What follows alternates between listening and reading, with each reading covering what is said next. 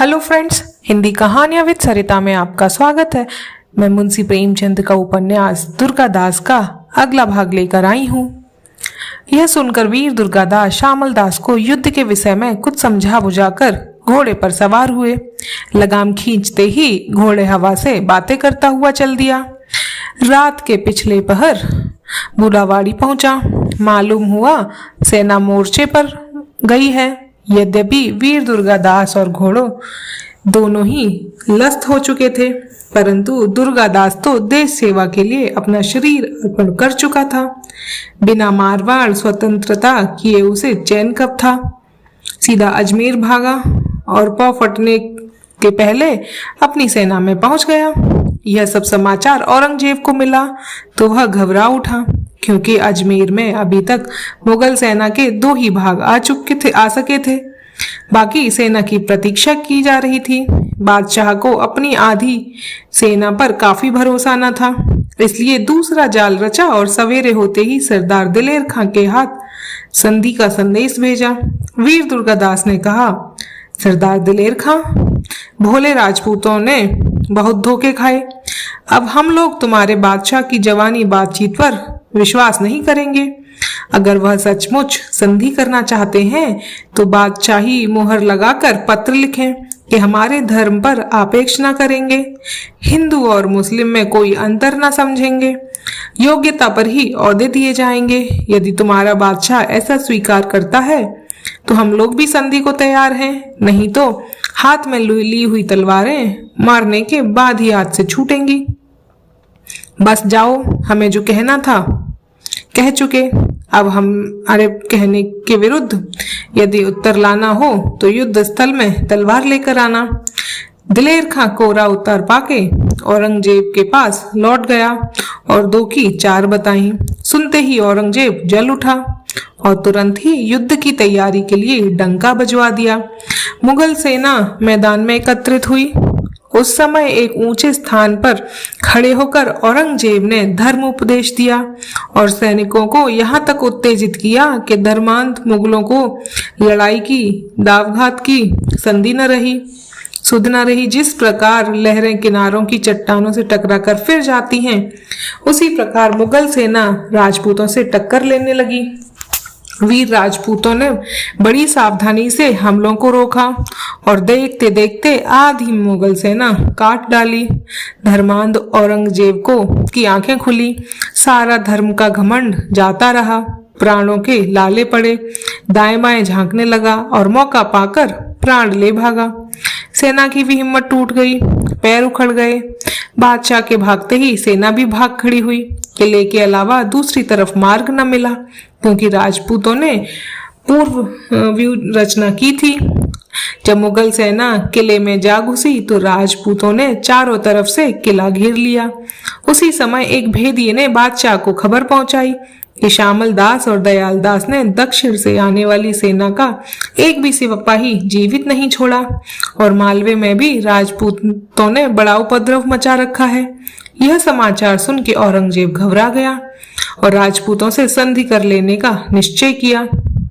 अपने बड़े बेटे मुअज्जम को बुलाकर राजपूतों की मांगे संधि पत्र पर लिखाकर बादशाही मुहर लगाई और दुर्गादास को भेज दिया।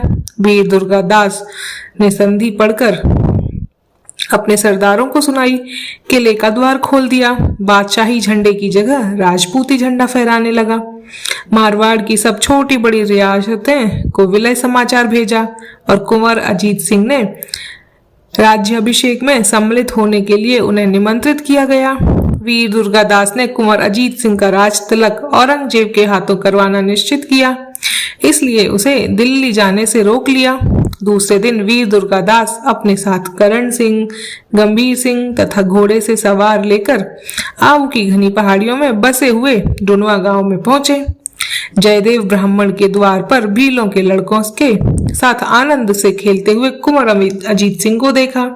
यद्यपि अजीत 8 वर्ष का हो चुका था, परंतु राज चिन्हों को देखकर दुर्गादास ने पहचान लिया। आंखों में आनंद के आंसू भर आए। अजीत सिंह को गोद में उठा लिया। उसी समय आनंद दास खेची भी आ पहुंचे। बड़े प्रेम से एक दूसरे के गले मिले। दुर्गादास ने खेची महाशय को 8 वर्ष के अच्छे बुरे समाचार कह सुनाए। अजमेर की विजय और कुंवर अजीत सिंह की राजगद्दी सुनकर सबको बड़ा ही आनंद हुआ। यह शुभ समाचार वायु के समान क्षण भर में सारे गांव में फैल गया। नगरवासी तथा राजकुमार के साथ खेलने वाले सब साथी इकट्ठे हो गए। अब राजकुमार के भोले भाले मुख पर अलबेली राजश्री प्रकाश था। छोटे छोटे लड़के आपस में कहते थे, भाई हम लोगों ने अनजाने में बड़े अपराध किए हैं, हजारों बार खेल में राजकुमार को मारा होगा। भाई एक दिन वह था कि राजकुमार हम लोगों के साथ धूल में खेलते थे, अब कल वह दिन होगा कि सारा मारवाड़ देश के स्वामी बनकर राज सिंहासन पर शोभा पाएंगे। राजमद में चूर होकर हम दीन सखाओं की ओर फिर कृपा दृष्टि क्यों करने लगे। इसी प्रकार अपनी अपनी कहते थे और राजकुमार के मुख की ओर एकटक देखते रहे। राजकुमार भी अपने प्यारे मित्रों की तरफ बड़े प्रेम से देख रहा था और सोच रहा था कि चाचा जी इन सबको हमारे साथ ले चलेंगे या नहीं। एक बार अपने मित्रों की तरफ देखता, आनंदास खेची की ओर देखता। खेची महाशय ने राजकुमार का अभिप्राय समझकर बालकों से कहा, जाओ अपने अपने पिता को लेकर राजकुमार के साथ चलो। तुम लोगों के लिए इससे बढ़कर आनंद का समय कब होगा कि तुम्हारे साथ खेलने वाला आज मारवाड़ देश का स्वामी हो।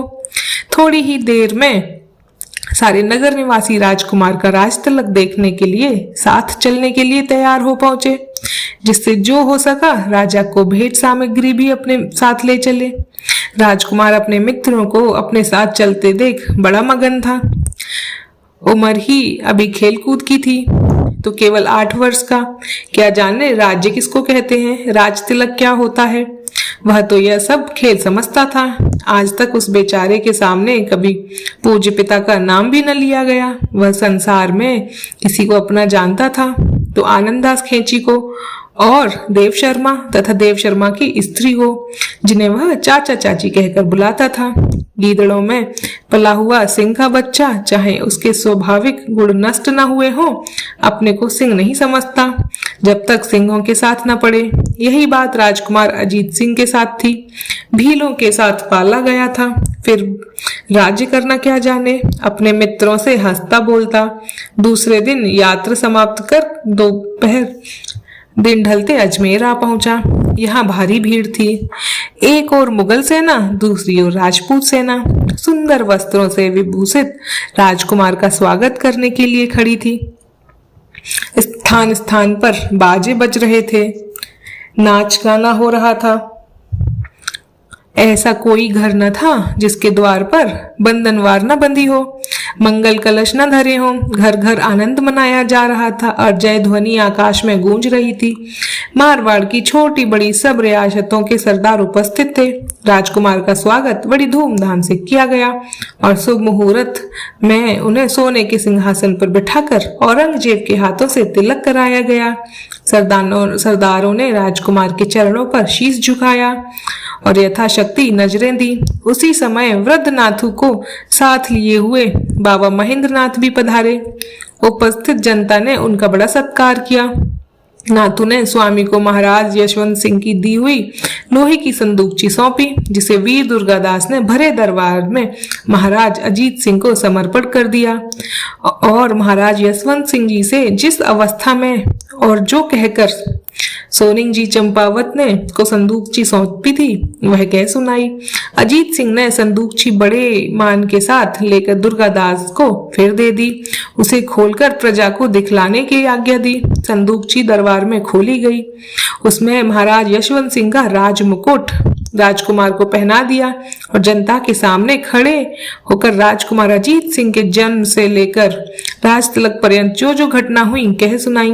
देवयोग वह मुसलमान मदारी भी मिल गए जो खेची महाशय और अजीत सिंह को छिपाकर लाया था। उसकी गवाही से प्रजा का संदेश समूल नष्ट कर दिया। वीर दुर्गादास को प्रजा ने कोटि धन्यवाद दिए, क्योंकि महाराज यशवंत सिंह जी के वंश तथा राज्य के रक्षक ये ही थे। राजपूतों का यह आनंदोत्सव औरंगजेब को अच्छा न लगता था, इसलिए केवल 3 दिन अजमेर में रहकर महाराज अजीत सिंह से विदा हो दिल्ली चल गया। जोधपुर की प्रजा राजकुमार के दर्शन के लिए बड़ी उत्सुक थी। थोड़े दिनों तक रास्ता देखती रही। जब राजकुमार को जोधपुर में न देखा तो वृद्धों और बालकों को छोड़कर, जिनके में चलने की शक्ति न थी, बाकी सब के सब अजमेर को चल दिए। कई एक दिन में गाने बजाते आनंद मनाते प्रजाजन अजमेर पहुंचे। वीर दुर्गादास ने अपने राजकुमार पर प्रजा का इतना प्रेम देख कर दरबार किया। सबने अपने इच्छानुसार दर्शन किए और उनसे जोधपुर की सोनी गद्दी शोभित करने की प्रार्थना की। महाराज ने अपने पूज्य पिता की गद्दी पर बैठना स्वीकार किया। लगभग 30 मास अजमेर में रहकर महाराज जोधपुर चले आए। आज प्रजा का जैसा आनंद हुआ कदाचित महाराज यशवंत सिंह के शासन के समय न हुआ हो। घर घर हवन होता था, द्वारे द्वारे मंगल कलश धरे थे, बंधनवारें बंधी थी, सुगंधित फूलों की मालाएं लटकी थी, शीतल वायु चल रही थी। दरबार में सुंदर वस्त्र पहने सरदार तथा योग्यता अनुसार जनता बैठी थी। सामने सोने के सिंहासन महाराज अजीत सिंह बैठे थे। पास ही वीर दुर्गादास खड़ा हुआ। महाराज के आज्ञानुसार सहायता करने वाले राजपूतों को उनकी जागीरों में कुछ बढ़ती करता और पट्टे बांट रहा था। वृद्ध महासिंह को कोषाध्यक्ष बनाया। गुलाब सिंह तथा गंभीर सिंह को महाराज का रक्षक नियुक्त किया गया। करण सिंह को सेना नायक बनाया और दरबारियों की अनुमति से अपने ऊपर राज्यभार लिया। अंत में महासिंह की कन्या लालवा की बारी आई। दुर्गादास ने उसको सबसे अच्छा और अमूल्य पुरस्कार दिया, अर्थात राणा राज सिंह के ज्येष्ठ पुत्र जय सिंह के साथ विवाह निश्चित कराया और राज्य की ओर से ही बड़ी धूमधाम से विवाह कर दिया। इन सब आवश्यक कामों से छुट्टी पाने के बाद एक दिन दुर्गादास को शहजादे अकबर शाह की याद आई, परंतु शहजादा वहां न मिला। पता लगाने पर मालूम हुआ कि दक्षिण में औरंगजेब की सहायता के लिए जब मुगल सेना जाने लगी तो शहजादे ने संभाजी को उसके रोकने की अनुमति दी, परंतु संभाजी ने सुनी अनसुनी कर दी। इस बात पर शहजादा रुष्ट होकर मक्का चला गया और थोड़े दिनों के बाद वहीं उसका देहांत हो गया। इस समाचार से दुर्गादास को बड़ा दुख हुआ, परंतु क्या करता। ईश्वर इच्छा समझकर मन को शांत किया। खुदा बख्श तथा मुसलमान मंदारी को महाराज ने अपने दरबार में रखा और सदैव उनका मान करते रहे। अपने साथ खेलने वाले भील बालकों की शिक्षा का जोधपुर में ही प्रबंध कराया और उनके पिताजियों को बड़ी बड़ी जागीरें प्रदान की। दुर्गादास ऐसी नीति से राज्य था कि किसी प्रकार का कष्ट न था। शेर बकरी एक ही घाट पानी पीते थे। चोरी चमारी का मारवाड़ा देश का में नाम भी न था। प्रजा निश्चिंत और सुख से रहती थी। खजाना उदारता के साथ लुटाने पर भी बढ़ता ही था। टूटे फूटे किलों की उचित रूप से दुरुस्ती कराई गई। जहां कहीं नए किले की आवश्यकता थी तो नया किला बनवाया गया। महाराज ने उजड़ा हुआ कल्याणगढ़ फिर से बसाने की आज्ञा दी। अब महाराज अजीत सिंह की आयु 18 वर्ष की थी। धीरे धीरे राज्य का काम समझ गए थे और इस योग्य हो गए थे कि दुर्गादास की सहायता के बिना ही राज्यभार वहन कर सके। यह देख वीर दुर्गादास ने संवत 1758 में महाराज अजीत सिंह को भार सौंप दिया। जरूरत पड़ने पर अपनी सम्मति दे दिया करता था। जब 1765 में औरंगजेब दक्षिण में मारा गया तो उसका ज्येष्ठ पुत्र मुअज्जम गद्दी पर बैठा और अपने पूर्वज बादशाह अकबर की भांति अपनी प्रजा का पालन करने लगा। हिंदू मुसलमान में किसी प्रकार का भेदभाव न रखा। यह देख दुर्गादास ने निश्चिंत होकर पूर्ण रूप से राज्यभार अजीत सिंह को सौंप दिया, किंतु स्वतंत्र होकर अजीत सिंह के स्वरूप में बहुत परिवर्तन होने लगे। फूटी हुई क्यारी के जल के समान स्वच्छंद हो गया। अपने स्वेच्छाचारी मित्रों के कहने पर प्रजा को कभी कभी न्याय विरुद्ध भारी दंड दे देता था। क्रमशः अपने हानि लाभ पर विचार करने की शक्ति क्षीण होने लगी। जो जैसी सलाह देता था करने को तैयार हो जाता था। स्वयं कुछ न देखता था, कानों ही से सुनता, जिससे पहले कान फूके उसी की बात समझता। धीरे धीरे प्रजा भी निंदा करने लगी। दुर्गादास ने कई बार नीति उपदेश किया, बहुत कुछ समझाया बुझाया, परंतु कमल के पत्तों पर जिस प्रकार जल की बूंद ठहर जाती है और वायु के झोंके से तुरंत ही गिर जाती है। उसी प्रकार तो कुछ अजीत सिंह के हृदय पटल पर उपदेश का असर हुआ। तुरंत ही स्वार्थी मित्रों ने निकाल फेंका और यहाँ तक प्रयत्न किया कि दुर्गादास की ओर से महाराज का मन मालिन्य हो गया। धीरे धीरे अन्याय बढ़ता ही गया। विवश होकर दुर्गादास ने अपने परिवार को उदयपुर भेज दिया और अकेला ही जोधपुर में रहकर अन्याय के परिणाम की प्रतीक्षा करने लगा। मनुष्य अपने हाथ से सींचे हुए विष वृक्ष को भी जब सूखते नहीं देख सकता, तो वीर दुर्गादास के पूज्य स्वामी महाराज यशवंत सिंह जी का पुत्र था। उसका नाश होते वह कब देख सकता था, परंतु करता क्या, स्वार्थी मित्रों के आगे उसकी दाल न गलती थी। इसके बाद जोधपुर से बाहर ही चला जाना निश्चित किया। अवसर पाकर एक दिन महाराज से विदा लेने के लिए दरबार जा रहा था। रास्ते में एक वृद्ध मनुष्य मिला जो दुर्गादास का शुभचिंतक था। कहने लगा, भाई दुर्गादास, अच्छा होता यदि आप राज दरबार न जाते, क्योंकि आज दरबार जाने पर आपकी कुशल नहीं। मुझे जहां तक पता चला है कि यह कि महाराज ने अपने स्वार्थी मित्रों की सलाह से आपको मार डालने की गुप्त रूप से आज्ञा दी है। दुर्गादास ने कहा, भाई अब मैं वृद्ध हुआ, मुझे मरना तो है ही, फिर क्षत्रिय होकर क्यों न मर डरूं, राजपूती में कलंक लगाऊं, मौत से डरकर पीछे लौट जाऊं। इस प्रकार कहता हुआ निर्भय सिंह के समान दरबार में पहुंचा और हाथ जोड़कर महाराज से तीर्थ यात्रा के लिए विदा मांगी। महाराज ने ऊपरी मन से कहा, चाचा जी, आपका वियोग हमारे लिए बड़ा दुखद है, परंतु आप वृद्ध हो गए हैं और प्रश्न तीर्थ यात्रा का है, इसलिए नहीं भी की जाती। अच्छा तो जाइए, परंतु जहां तक संभव हो शीघ्र लौट आइए। दुर्गादास ने कहा, महाराज की जैसी ही आज्ञा, और चल दिया, परंतु द्वार तक जाकर लौटा। महाराज ने पूछा, चाचा जी क्यों? दुर्गादास ने कहा, महाराज अब आज न जाऊंगा, मुझे अभी याद आया कि महाराज यशवंत सिंह जी ने मुझे एक गुप्त कोष की चाबी दे गए थे, परंतु अभी तक न तो आपको गुप्त खजाना ही बता सका, न चाबी ही दे सका, इसलिए अब मैं आपको सौंप दूं तब जाऊं, क्योंकि अब मैं बहुत वृद्ध हो गया हूं, न जाने कब मर जाऊं, तब तो यह असीम धन राशि सब मिट्टी में मिल जाएगी। यह सुनकर अजीत सिंह को लोभ ने दबा दिया। संसार में ऐसा कौन जिसे लोभ ने न घेरा हो? किसने लोभ देवता की आज्ञा का उल्लंघन किया? सोचने लगा, यदि मेरे आज्ञा अनुसार दुर्गादास कहीं मारा गया तो यह संपत्ति अपने हाथ न लग सकेगी, क्या और अवसर न मिलेगा, फिर देखा जाएगा। यह विचार कर अपने मित्रों को संकेत किया। इसका आशय समझकर एक ने आगे बढ़कर नियुक्त पुरुष को वहां से हटा दिया। इस प्रकार धोखे से धन का लालच देकर चतुर दुर्गादास ने अपने प्राणों की रक्षा की।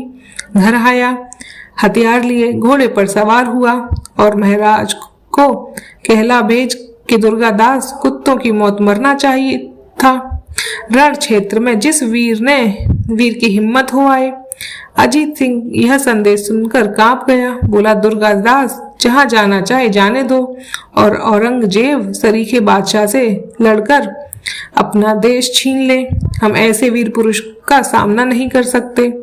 वीर दुर्गादास इस प्रकार महाराज अजीत सिंह से विरक्त होकर अपनी उज्जवल कीर्ति के फलस्वरूप अनादर और उपेक्षा पाकर उदयपुर चला गया। यहाँ उस समय राणा जय सिंह अपने पूज्य पिता राणा राज सिंह की बाद गद्दी पर बैठे थे। अजीत सिंह का ऐसा बुरा बर्ताव सुनकर उन्हें बड़ा क्रोध आया। परस्पर का मित्र भाव छोड़कर वीर दुर्गादास को अपने परिवार के मनुष्य की भांति मानकर जागीर प्रदान की। थोड़े दिन तक दुर्गादास महाराज ने दरबार में रहा, फिर आज्ञा लेकर एकांतवास के लिए उज्जैन चला गया, जहां महाकालेश्वर का पूजन करता था। संवत 1765 में वीर दुर्गादास का स्वर्गवास हुआ, जिसमें यशवंत सिंह के पुत्र की प्राण रक्षा की और मारवाड़ देश का स्वामी बनाया। आज उसी वीर का मृत शरीर शिप्रा नदी की सूखी झाऊ की चिता में भस्म किया गया। विधाता तेरी लीला अद्भुत है। आज हमने दुर्गादास का अंतिम भाग भी पढ़ लिया है। ये मेरा पहला उपन्यास समाप्त हुआ। अगर आप और भी आगे उपन्यास सुनना चाहते हैं तो प्लीज़ कमेंट करके ज़रूर बताएं। अगर आपको उपन्यास में इंटरेस्ट नहीं है तो भी बता सकते हैं। Thank you.